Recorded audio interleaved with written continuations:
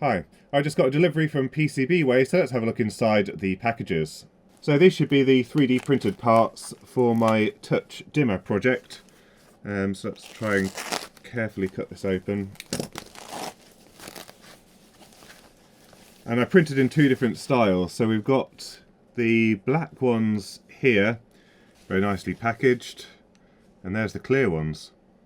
So for those of you that missed my previous video, I'm experimenting with one of these touchscreens. It's a Waveshare 4-inch square touchscreen with an ESP32S3 on the back, and it's got various interfaces including RS485, which means you can use this for DMX control. And I wanted to turn this into a touchscreen dimmer where you can have a variety of scenes rather than having a whole bunch of dimmer switches if you've got lots of lights to control in the room.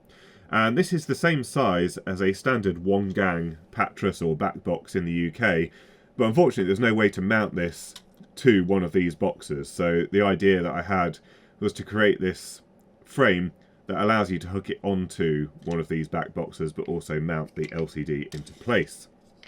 So let's check whether this actually fits, and you can see it fits into the recess there. We should have some screw holes on the back holding the LCD in place, and then the two hooks onto the one gang box. And this, because of the way it's keyed, it should hook in and then it should click and hold quite firmly. There we go. And that doesn't wobble about at all, but it still allows you to remove it from the wall should you wish to do any maintenance on the device. So that works quite nicely. And looking a little bit closer at the 3D print, you can see we've got a really nice black finish with just a slight texture to the print itself. And on the PCBWay website, what I selected was PA12 with a dark black dyeing. And then there's a little summary here around nylon PA12, so it's got high strength and high impact resistance, and it should do a good job at resisting sort of warping and that kind of thing, which is why I selected that material for this print. And as you can see, that seems to look quite nice. And then we have the clear option, which as you can see looks really, really nice. And I was considering backlighting the box itself so we get a little bit of a glow around the unit. This one, for reference, is about twice as expensive as the nylon version. So I think the nylon was about $8.50, and this is somewhere around $18 for one print. And as you can see, we've got a really nice clear finish. This is the UTR 8100 transparent finish, and this is spray varnished, which is how they get the really nice smooth finish. I think this one potentially has the risk of a little bit of yellowing over time when exposed to UV light, but indoors we shouldn't really notice that too much. And again, we'll just check that the LCD fits properly. There is a little adhesive strip all the way around the outside here, but it's primarily held in with some screws, so that fits into the plastic housing quite nicely. And then once again you can see the keyholes in action here. So you just adjust the screws in the back box and then should be able to snap it down, and that holds the plastic in place quite nicely. Now unfortunately on these modules they put the USB connector pointing out, and I didn't really want any holes in the side of the unit, so I think we'll have to end up programming this with Arduino OTA so that we can do firmware updates should we need to. But let's just quickly test fit this properly. So we can pass this through here, and then we can put the M2.5 screws into the back of the LCD. And with that all screwed in, I think it looks quite tidy, and then we just have to hook this into the wall box and it'll sit there nicely on the wall.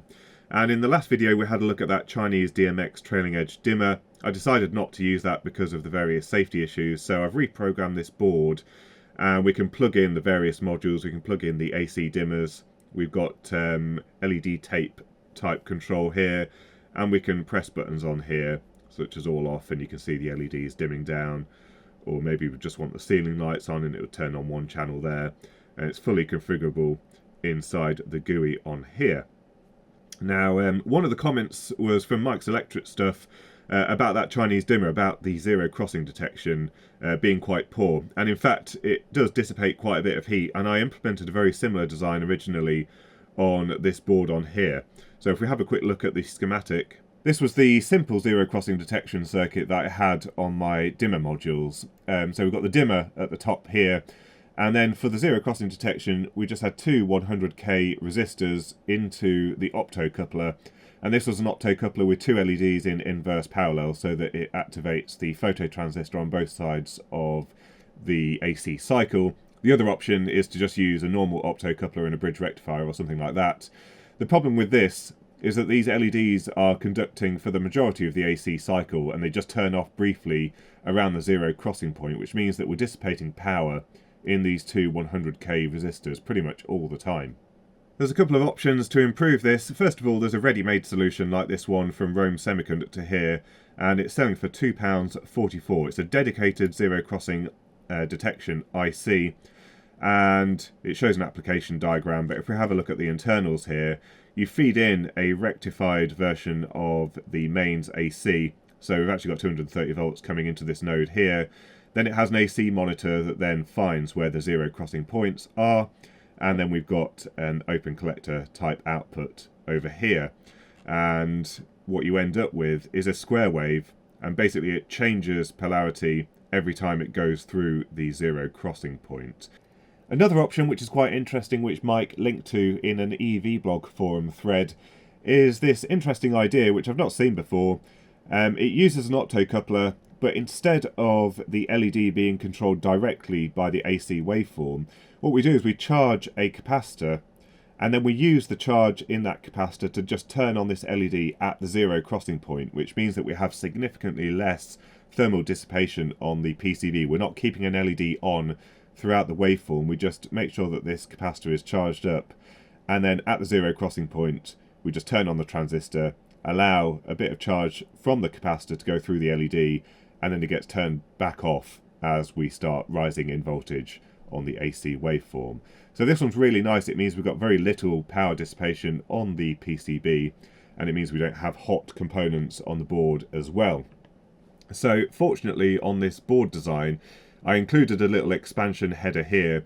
So although there's a zero crossing detection part of the circuit on the modules here, I can actually just feed a signal into this header over here and provide the zero crossing for the entire board. So I think we've got 3.3 volts and then 2 GPIOs to the microcontroller, which is ideal. That means that what I can do is try both the ready-made IC and that alternative zero crossing detector IC on this design and see how they work. So I think I'm going to get those two boards made as a little expansion board for this unit, and in an upcoming video we'll actually test those out.